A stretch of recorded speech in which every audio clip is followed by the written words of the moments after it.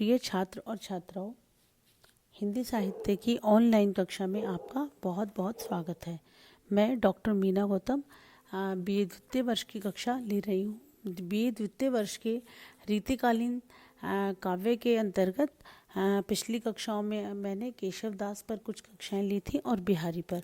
आज मैं बिहारी की सत्सई पर ही आपकी क्लास ले रही हूँ, क्योंकि ये मैंने आपसे कहा था कि इस कक्षाओं में द्वितीय वर्ष की कक्षाओं में मैं प्रश्नोत्तर की शैली में ही आपके लिए कक्षाएं प्रस्तुत करूँगी।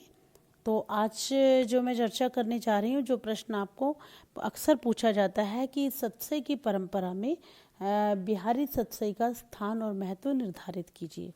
मैंने जब बिहारी का परिचय दिया था तो मैंने आपसे एक बात कही थी कि बिहारी की जो सत्सई की जो हम बात करते हैं, प्राकृत और संस्कृत में सत्सई की एक पुरानी परंपरा रही है। जैसे आर्य सप्तशती और गाथा सप्तशती पर पहले हैं, और बहुत सारे आर्य सप्तशती और गाथा सप्तशती का प्रभाव भी इनकी सत्सई पर कई लोग देखते रहते हैं। कई लोगों ने बहुत सारी इन पर टीकाएं जो आई हैं उसमें इस प्रभाव को देखा जा सकता है। अब हम सत्सई पर बात कहें, जो सत्सई का जो प्रसंग है, जो सत्सई की जो विषय वस्तु की हम बात करते हैं, इनकी जो सत्सई है, मैंने आपसे कई बार कहा कि इसमें श्रृंगार, नीति, उपदेश, बहुत सारे वर्णन हैं। और सत्सई का जो एक फॉर्मेट होता है, हम सत्सई की परंपरा पर जब बात करते हैं, सत्सई का ज़्यादातर अक्सर ऐसा होता है कि जीवन के किसी भी रूप पर आप कुछ एक दोहों का संग्रह कर सकते हैं, और वो सत्सई का एक स्वरूप बड़ा प्रख्यात है। तो सूक्तियों पर आधारित सत्सई भी होती है, श्रृंगार को लेकर भी सत्सई लिखी जा सकती हैं, खाली श्रृंगार के विषयों पर। तो कुछ एक प्रसिद्ध सत्सई हैं जिन पर हम बात कर सकते हैं। तुलसी की भी सत्सई है, रहीम सत्सई कर चुके हैं। मतीराम की भी एक सत्सई एक काव्य संकलन आता रहता है। ऐसे कई प्रकार के, लास्ट में एक वृंद कवि थे, उनकी भी सत्सई है, वीर सत्सई है। तो इस प्रकार की सत्सई रचने की जो परंपरा है हिंदी साहित्य में थोड़े बहुत लिखते आ रहे हैं, लेकिन बिहारी सत्सई वाला जो प्रसिद्धि है, इससे पहले किसी सत्सई को नहीं मिली थी। मतीराम की भी सत्सई है, मतीराम ने सत्सई लिखी, और कहीं ना कहीं लगता है कि बिहारी के पश्चात जो हमें बिहारी से पहले सत्सई केवल तुलसी और रहीम की सत्सई मिलती है, और उसके पश्चात बहुत सारे कवियों ने कहीं ना कहीं सत्सई का जो एक प्रसिद्धि थी बिहारी सत्सई की, उसको लेकर ही बहुत सारे कवियों को प्रेरणा मिली होगी सत्सई लिखने की। और सत्सई की इस परंपरा में हम देखें कि बिहारी की सत्सई की जो प्रसिद्धि है, उसको कोई सत्सई स्पर्श तक नहीं कर पाती है। सभी सत्सइयों में उनकी सत्सई को श्रेष्ठ समझा जाता है। और जैसा कि हम बात कर चुके हैं कि ये जयपुर के जो राजा हैं, जयसिंह के यहाँ पर ही आश्रम में रहकर बिहारी रचनाएं करते थे, और इनके जो जीवन अनुभव हैं जो इनकी सत्सई में दिखाई देते हैं, वो बहुत ही विशाल और विराटता को स्पर्श करते हुए। इनकी सत्सई वैसे दिखने में तो श्रृंगार प्रधान सत्सई है, जो कि उस समय का एक मूल रस था, जिस श्रृंगार रस में ही बात उस दौर में की जाती थी। लेकिन मैंने आपसे कहा कि अपने समय की बहुत लोकप्रिय रचना थी, और बिहारी की बहुज्ञता इस सत्सई में दिखाई दी जाती है। और आलोचकों का मानना है, और लगता है कि रामचरितमानस के बाद अगर कोई पुस्तक प्रसिद्ध हुई या जिस पर इतनी व्याख्याएं रची गईं, इतनी टीकाएं रची गईं, तो कहीं ना कहीं ये सत्सई है। और इसी कारण बिहारी इसी रचना के कारण रीतिकाल के प्रतिनिधि कवि माने गए। और रीतिकाल के काव्य के बाद काव्य में जितनी भी पद्धतियां चली हैं, उन सभी का जो समावेश है इस सत्सई में किया गया है। और जैसे रस विवेचन, प्रकृति वर्णन, ये सारी जो चीज़ें हैं, बिहारी के जो दोहे हैं उसमें बहुत छोटे छोटे छंदों में बहुत ज़्यादा भाव भरे हैं, इसलिए बार बार इनकी जो सत्सई है उसमें को गागर में सागर कहा गया है। अब बिहारी से पहले की और बाद की सत्सई में बिहारी की जो सत्सई है वो एक महत्वपूर्ण स्थान रखती है। अब मैंने आपसे कही कि सत्सई की प्रेरणा, जैसे मैंने कहा कि बिहारी से पहले तुलसी की और रहीम की सत्सई मिलती है, लेकिन वो उतनी प्रसिद्ध नहीं थी। लेकिन बिहारी की जो सत्सई की हम बात करें, कि पहले भी क्लासेस में मैंने बात की कि कहीं ना कहीं आर्य सप्तशती और गाथा सप्तशती इनकी प्रेरणा रही होंगी, क्योंकि बहुत सारी जगह उनका प्रभाव इनकी उसमें दिखाई देता है। इससे पहले नीति शतक और अमरूक शतक भी कुछ एक पुस्तकें आई थी जो कि बहुत प्रसिद्ध थी संस्कृत के अंदर, तो कहीं ना कहीं उनका भी प्रभाव इन पर देख सकते हैं। अब बिहारी का जो देखा जाए कि बिहारी की सतसई पर हम बात करें एक बार, बिहारी की सतसई की जो हम देखते हैं, बिहारी की सतसई में आप देखिए कि श्रृंगार रस के साथ साथ बिहारी की सतसई के बारे में कहा भी जाता है कि सतसैया के दोहरे जो नाविक के तीर, देखन में छोटे लगे घाव करे गंभीर। तो यही इनकी प्रभावशीलता है कि बिहारी की जो प्रभावशीलता है, इसी में आप समझ सकते हैं इन्होंने अपनी सतसई में बहुत सारे रस की बात की है। जैसे मैंने पिछली कक्षाओं में कहा कि श्रृंगार भी है, नीति भी है, सब प्रकार के रस हैं। और दूसरी एक चीज़ है कि इनमें रस विवेचन, नायिका भेद, प्रकृति विवरण, सारी चीज़ें सर्वांगपूर्ण सुंदर बनाने की प्रयास इस ग्रंथ को किया गया है। और दूसरा कि सतसई में जो हम देखते हैं कि एक तो समाहार शक्ति, जो मैंने कहा सामासिकता इनकी जो भाषा में है वो बहुत महत्वपूर्ण है। भाषा में समास शक्ति, जिसकी वजह से गागर में सागर भरने जैसे चमत्कारी कार्य दिखाई देते हैं। और बिहारी की हम सतसई को देखें, सतसई परंपरा का जो है, लेकिन बिहारी के यहाँ पर एक इनकी सतसई में मौलिकता बहुत आपको स्पष्ट दिखाई देगी।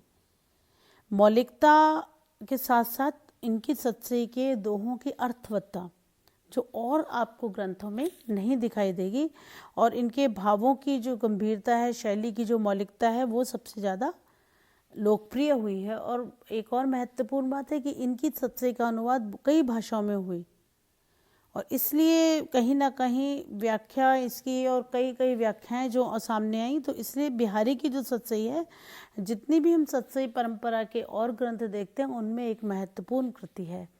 और बिहारी की सतसई के अलावा आज ये प्रश्न हमारा इसी तरीके से हमको इस प्रश्न को उठाना है। दूसरा एक प्रश्न बिहारी की काव्यगत विशेषताओं पर भी आता है, आज हम इसको भी थोड़ा सा उठा लेते हैं। काव्यगत विशेषताओं पे आए अगर आपको प्रश्न आता है तो आपको इसमें अब हम बिहारी की सतसई पर और इन पर बहुत सारी चर्चा कर चुके हैं, तो इसमें बिहारी के काव्यगत वर्णन में आप लोग दो तरीके से इस प्रश्न को उठाइए कि काव्यगत विशेषताओं में उसको दो पार्ट में पहले आप बांटिए, एक तो बिहारी का भाव पक्ष और दूसरा बिहारी का कला पक्ष।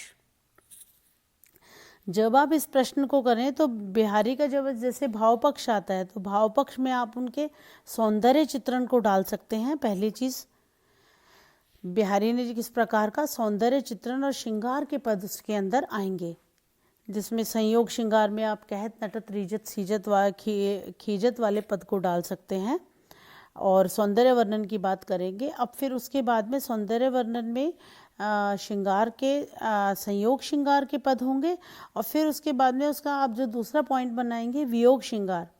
वियोग श्रृंगार के साथ में मतलब सौंदर्य चित्रण में संयोग श्रृंगार वियोग वर्णन आ जाएगा, जो कि इनकी विशेषताओं में आता है। दूसरा प्रकृति वर्णन, बिहारी ने अपनी कविताओं में प्रकृति वर्णन इनकी कविताओं में बहुत अच्छे से दिखाई देता है, और कई सारे पद आपके टेक्स्ट में हैं, आप वहाँ से उदाहरण ले सकते हैं, क्योंकि प्रकृति वर्णन को इन्होंने पूरे मनोयोग के साथ दिखाया है। प्रकृति वर्णन विशेष मतलब इन्होंने प्रकृति को उद्दीपन के रूप में ही किया है। सभी रीतिकालीन कवि इस प्रकार करते थे।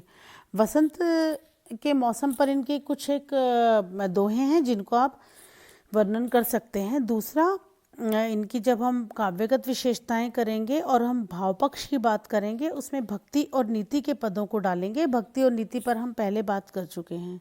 अब हम बिहारी के कला पक्ष पर आते हैं। जब हम बिहारी के कला पक्ष पर बात करेंगे तो बिहारी के भाषा पर बात करेंगे। बिहारी की जो भाषा है, भाषा के बहुत सफल प्रयोग करता रहे हैं। रामचंद्र शुक्ल ने जब इतिहास लिखा तो उन्होंने कहा कि बिहारी की भाषा चलती होने पर भी साहित्यिक है। ये बहुत महत्वपूर्ण बिंदु है, जिससे आप आगे तक बात को अपना रख सकते हैं। इनकी वाक्य रचना बहुत व्यवस्थित दिखाई देती है, और जो इनके जो शब्द हैं सामान्य व्यवहार के, और इनके जो कि दोहे गागर में सागर हैं, तो इनके जो भाषा का एक एक शब्द बहुत सोच विचार कर रखा गया है। एक शब्द को हटाकर उसके जैसे दूसरे प्रतिशब्द को रख दें तो इनका जो दोहे के अर्थ ही बदल जाएगा। और लोकोक्तियों और मुहावरों की बात करेंगे, यहाँ पर भी इनकी कविता बहुत मतलब रिच है बहुत। भाषा की समाज शक्ति पर आप बात कर सकते हैं। इसमें भाषा कभी कभी क्लिष्ट लगती है लेकिन बहुत ज़्यादा ऐसे प्रयोग नहीं हैं। अब हम कलात्मक पक्ष पर बात करेंगे तो इनके छंद विधान पर बात करेंगे। इन्होंने एक ही छंद में बात की है, दोहा, लेकिन दोहे में ही बहुत सारे रमणीय चित्र भरे हैं। रूपक, उत्प्रेक्षा, उपमा, अतिशयोक्ति आदि बहुत सारे अलंकार इन्होंने डाले हैं। दूसरा कि हम इनके अलंकार योजना पर बात करेंगे। सोहत ओढ़े नीलपट, श्याम सलोने गात, मनो नील मणि सैल पर, आतप पदियो प्रभात। इस प्रकार के पद बहुत सारे हैं। बहुत सुंदर उत्प्रेक्षाएं हैं इसमें। श्री कृष्ण के रूप सौंदर्य पर बहुत खूबसूरत उत्प्रेक्षा है ये भी। और इनकी चित्रात्मकता पर हम बात करेंगे जब अलंकार योजना की बात करेंगे। और इनके जो प्रकृति चित्रण में किस प्रकार के इन्होंने अलंकार लिए हैं उन अलंकारों पर चर्चा होगी। अनुप्रास, यमक, श्लेष, बहुत अलंकार इन्होंने प्रयोग किए हैं। और आपको पता है कि इनके श्लेष का उदाहरण है ही कनक कनक से सौगुनी आप करते हैं, या अनुरागी चित्त की विरोधाभास अलंकार है। शैली का प्रयोग, बिहारी ने जो शैली प्रयोग की है वो कहीं ना कहीं समाज शैली के बल पर ही इतना बड़ा सतसई का साम्राज्य इन्होंने खड़ा किया है। तो बिहारी की जब हम कलात्मक विशेषताओं पे बात करेंगे, और दूसरा इनकी जो व्यंजना शक्ति है या नियोक्ति में बात करने की जो चीज़ है ये बड़ी महत्वपूर्ण है। तो इस सभी विवेचना पर हम कह सकते हैं कि बिहारी के मुक्तकों पर भी बात कर सकते हैं। बिहारी के विशेषताओं पर भी अब हमने बात कर ली है। और अब हम अगली कक्षा में देव पर हम बात करेंगे, क्योंकि रीतिकाल के महत्वपूर्ण कवि हैं। इनके पद आपके लगे हुए हैं।